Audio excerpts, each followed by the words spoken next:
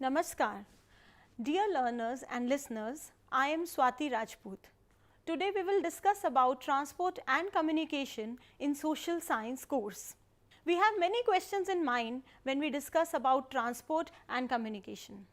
Like, what are the various modes of transport and communication and their importance in our life?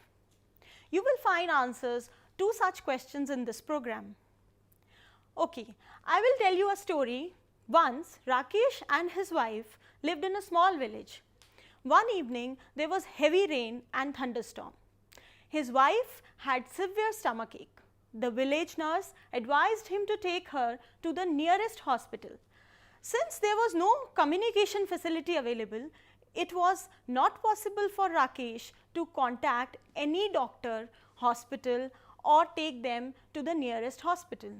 Unfortunately, their tractor couldn't go beyond a few hundred meters. As the road was broken and submerged in the rain, what should Rakesh do? What would have been the solution to the problem? This incident highlights the importance of transport and communication in our life. In this program, we plan to bring before you the various modes of transport and communication and their importance for the development of the nation. Now we discuss about transport and communication as lifelines of our country. Transport and means of communication are integral part of our life today. Can we imagine our life without them? Just imagine if one day you come to know that all the modern means of transport and communication have been stopped due to unavailability of fuel. Transport facilities trade and commerce by carrying goods from the areas of production to the consumption. Goods from the areas that have surplus are shifted to those areas which are deficient in those items. Movement of people from one place to another in search of job, education and emergency through transport facility. Communication keeps us informed about the world's events and trends. It brings in positive changes in life of the people and thereby enhancing their economic conditions. The modes of transport. The modes of transport on land, water, air, which the country depend for connecting people, growth and development. Land transport can be broadly divided into two types, roadways and railways. Roadways, can you imagine changes in the manner we have moved from the ancient to the modern time from these pictures? Suppose you have to go to your friend's house just 500 meters away from your house, or a visitor or a relative living 200 kilometers away from your house. A villager has to catch a bus to come from a village to a city. Of course, the roads will be used.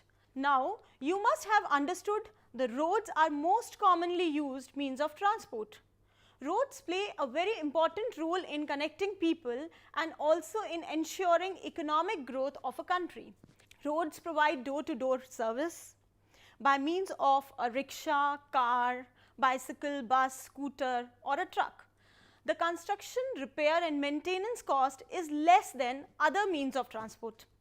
It is the cheapest and the most convenient mode of transportation for a few people and relatively smaller amount of goods over shorter distances. It is through roads that we reach railway stations, airports and seaports.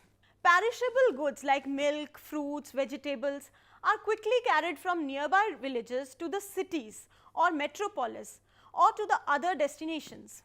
Roads connect rural areas to the urban areas and can be constructed in all types of terrains like hills, deserts, mountains and plateaus. Classification of roads. Do you find same kind of roads everywhere? Obviously not. Some roads may be kacha and other pakka, then narrow while other broad. Roads are classified on the basis of materials used for construction, constructing and maintaining authority. Material used for construction, roads can be classified on the basis of materials used for construction as metalled and unmetalled. Metal roads are usually made by bricks, concrete, cement and charcoal. Unmetalled roads are made by sand, mud and straw. Constructing and maintaining authorities. Have you ever wondered as to who constructed these roads and where did they get the money from? They are constructed by using public money paid as taxes by the people. Various government authorities are responsible for balanced development of roads and better management. The development of village roads are undertaken by a scheme known as Pradhan Mantri Gram Sadak Yojana, launched by central government. These provide links from village to village and village to the main road in the rural area. About 80% of the total road length in India is categorized as rural roads. Zilla Parishad has been made responsible for constructing roads that connect district headquarters with other cities and towns of the district. These district roads account for 14% of the total length in India. State Public Works Department constructs and maintains roads that link state highways, state capitals with district headquarters. They constitute 4% of the total road length in the country. National Highway Authority of India constructs and maintains the national highway, important roads linking different parts of the country and connecting state capitals to the main cities of India. They constitute 2% of the total road length but carry 40% of the road traffic. The government has launched a major road development project linking north, south, east and west India. This will reduce time and fuel. Then it will also help to maintain fast flow of traffic between mega cities of India. It is implemented by National Highway Authority of India. The major super highways are Golden Quadrilateral connects Delhi, Mumbai, Chennai and Kolkata, which forms a geometrical figure of quadrangle. North-South corridor links Sri Lanka to Kanyakumari. East-West corridor connecting Silchar on the east to Porbandar to the west. Border roads are constructed along the bordering areas of country for easy accessibility of goods and other requirements of defense personals during the time of war and emergency and for the benefit of the people living in those areas. They are constructed and maintained by Border Road Organization. Railways. This has come an easy way to place their demands. There is no strict punishment, said Anu's father while reading a newspaper. Anu asked, what had happened? Father replied, nothing new. A group of protesters have blocked the railway tracks, they stopped the trains and they burned 2 bogies on Agra-Delhi route. Anu asked her father why he was upset. Father said, don't you know that millions of rupees, efforts of thousands of people and many years are spent in building railway tracks and manufacturing railway coaches. This is for our convenience and quick movement of passengers and freights. Such an act causes inconvenience to passengers, loss of millions of rupees and affect business. Anu has realized the importance of railways as stated below. This is the cheapest transport by which thousands of people can travel together from one corner of the country to another for the purpose of education, business, sightseeing, pilgrimage or visiting friends and relatives. People of all income groups can travel by train as it has different types of coaches like general, sleeper and AC chair car. One can have comfortable night journey as it has berths and washrooms in the sleeper coaches. It carries country's largest amount of bulky goods like coal, cement, food grains, fertilizers, petroleum, automobiles, etc. from mines to industries and from industries to the areas of consumption. That is why we should all help in maintaining this important resource of our country. Railway facilitate the movement of both freight and passengers and contribute to the growth of our economy. Do you know that Indian Railway started in 1853 from Bombay to Thane, covering the distance of 34 kilometers? At present, Indian Railway network is the largest in Asia and 4th largest in the world, with the length of more than 64,000 kilometers. It is the largest government undertaking employing 1.6 million people and a separate budget is presented for it. It has been divided into 16 zones for better administration and management of work. When Anu and her father were talking about the importance of railways, one of her friend Jia came to her house. She was studying in Delhi University, but her native state was Sikkim. Jia understood the logic, but question in her mind was, why Sikkim never be well connected with other parts of the country? She stood for a while and said, uncle, why are there few railway lines in my state whereas other states have good network of railways? He explained the factors which are responsible for the development of railways. The construction of railway is very difficult and costly in mountainous regions, whereas it can be easily done in the areas of flat land. Therefore, India has dense railway networks in the Gangetic plains, whereas deserts, hills, marshy areas with rapids and rivers have not been developed much. The states of Uttar Pradesh, Bihar, West Bengal, Punjab and Haryana are well connected by railways because these states are located in plains. He also told that these are the food ball of India and most of the crops grown here are taken to the other parts of the country through railways. Areas where mining and industries are more developed tend to have better facilities of railways for easy transportation of goods. Areas with less industrial development cannot compensate the cost of construction of railways, therefore have less railway networks. Regions which are densely populated and have more movements are definitely well connected with railways. Urban areas of large cities attract more people for jobs, business, education, trade, banking, have high density railway networks for quick movement of people.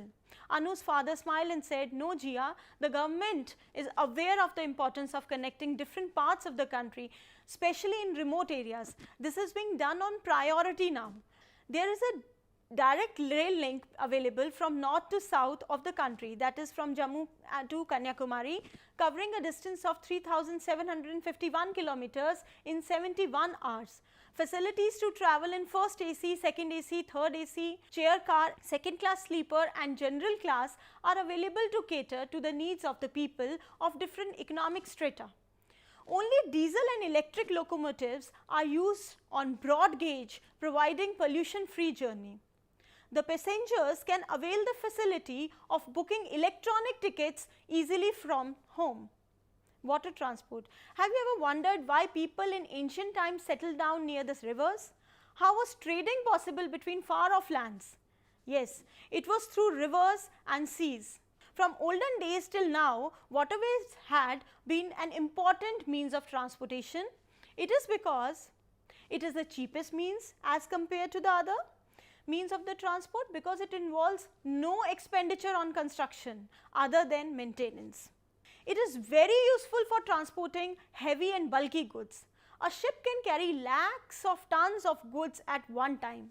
It is better mode of transportation for petroleum and its products as it involves cross-continental transfer. India lacks in petroleum deposit and most of it is imported from Middle East countries. It is a fuel efficient, environmental friendly means of transportation. Waterways have been classified in two ways. Do you know them? Find out why are they called inland waterways and ocean routes. Inland waterways. India has inland navigable waterways measuring 14,500 kilometers, which include canals, rivers, backwaters and narrow bays, etc.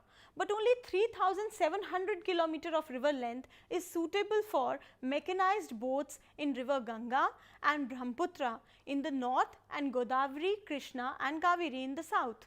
A good network of inland waterways is able to reduce the traffic of highways. It also helps transportation of goods. Inland Waterways Authority of India was constituted in 1986 and looks after the development, maintenance and management of inland waterways in the country. The following three waterways have already been declared as national waterways. NW1, River Ganga from Allahabad, Uttar Pradesh to Haldia, West Bengal, 1620 kilometers. NW2, River Brahmaputra from Sadia to Dhubri in Assam, 891 kilometer. NW3, Kollam and Kottapuram stretch of canal in Kerala, 205 kilometers. Oceanic waterway If you look at the map of India, you will find that India is surrounded on three sides by Arabian Sea, Bay of Bengal and Indian Ocean. With a coastline of 7,516 km, India had only 49 ships in 1946, with a capacity of 1,27,083 tons. After independence, the government has taken various measures resulting in procurement of 616 ships in 2004, with a gross tonnage of 7 lakh tons of carrying capacity. The two categories of Indian sea waterways are coastal shipping. Transporting passengers and cargoes between the ports located along the coast of the country is done by coastal waterways. Ships of about 100 navigation companies are engaged in coastal waterways, handling about 7 lakh tons of cargo through 12 main ports and 189 small and medium class ports. International shipping. Most of the shipping capacity of India is used in international trade through the ports of the east coast of Myanmar, Malaysia, Indonesia, Australia, China, Japan, and from the west coast ports to the USA, Europe, Asia are used for export and import. Air transport. Do you wish to fly like a bird? By airways, you can reach the destination quickly and without encounter any traffic. Our modern day airplane was designed by Wright brothers in 1903. Air transport in India began in 1911. Today, it is one of the important means of transportation like roadways and railways. India has facilities of both domestic as well as international airways. Let us discuss its importance in modern age. Air transport is considering that world is becoming a global village. It is the fastest means of transport and one can reach the destination in few hours covering the distance of hundreds of kilometers. It is free from the surface hindrances such as inaccessible mountains, dense forest, marshy lands or flooded areas. It is the most important due to its utility in national defense. It also connects countries of different continents, making Earth a global village. It is suitable for transporting fruits, vegetables or high value goods like costly drugs and sophisticated machines in desired time frame. It is very useful at the time of natural and or any other calamities for saving people or supplying goods of their basic requirements immediately. The only drawback is the high cost of travelling or transportation. That is why it is still out of reach for common man. In last few years, the use of air transport has recorded a rapid increase. Domestic and international services are provided by government and private providers. Pawan Hans Helicopters Limited, government undertaking, this company provides air transport to the Oil and Natural Gas Corporation, Indian Oil and the northeastern part of the country. Communication and its importance. Your sister's marriage has been fixed and you want all your relatives and friends to present at the wedding. How would you like to inform them? Suddenly, someone's grandfather suffered from heart attack and you want to inform their family. How will you inform him immediately? How did you come to know that tsunami in Japan or about the incident where millions of people were protesting against the president in Egypt? Your response to the above situations must have classified the importance of communication in everyday life, its need and various means of carrying it out. Thus, communication is a system of carrying messages to exchange thought, ideas and information and also to share your sorrows and pleasure with your family members or friends. Now, you must have understood that the means of communication change suiting the purpose of communication. There are various means of communication. People communicate with each other by writing letters, sending telegrams, radio, TV, computer technology, newspapers, magazines and pamphlets. Messages can be sent by telegrams, fax and emails. For the business trade and other services, email has emerged as the fastest means of communication and is almost free. It is also important to know that the choice of a particular means of communication depends on purpose. Now, let us classify different means of communication in two groups, means of personal communication and means of mass communications. Means of personal communication. We classify means of personal communication in two parts, postal service and telephonic service. Postal service is a very old means of communication. Though letter writing is not that popular any longer, it is still important even today. Indian postal network is the largest in the world. In 2001, India had 1,55,000 post offices providing different services like letters, money orders, parcels, postal service schemes, etc. Telephonic service, it has emerged as one of the most important and widely used means of communication in today's world. It is quickly and affordable, serving our needs seamlessly. Means of mass communication. The means by which information can be communicated to a very large number of people are called media or mass communication, such as radio, television, newspapers, cinemas, books, magazines, traditional folk modes, and satellite communication. Radio transmission in India started in 1927 from Mumbai and Kolkata to entertain, educate, and appraise the people of the country with important information. Today, the program of All India Radio are available to 90% of the country and 98.8% of our people. The television, the National Television Transmission Service of India started in 1959, is one of the biggest ground transmission organization of the world. Today, 87% of population can watch it. Television program telecast by national, regional and local Doordarshan and a large number of private channels are available for education, information and recreation. Computer or information technology. Today, computer has become the basis of communication and economic development as it is used everywhere from homes, offices to shops, hospitals, railways, airports, banks, educational institutions, etc. In recent years, there is a revolution of new technology that has helped people in much better ways, such as internet. It provides access to several kinds of information. It connects all type of computers across the world to obtain information in just one click of a button. Video conferencing, people sitting at far off places can talk and express their views with the help of telecommunication and computer. E-commerce, facility available for sales and purchase of goods through internet and fax.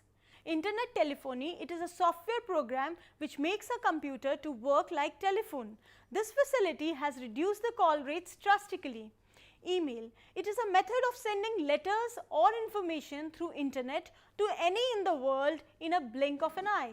Telemedicine, using this technology, doctors can advise his patients sitting at a distance of thousands of kilometers from them. Thus, scientific advancements and technology has revolutionized the system and communication and brought people very close to each other to be in touch all the time and making the world a global village. So learners, we have learned the need and importance of means of communication and transportation, types of roads constructed in India, role of railways in the development of country, types of waterways and their importance in a country, strait, need of airways and its importance in a country like India, and modern means of communication and their relevance in our lives. Thank you.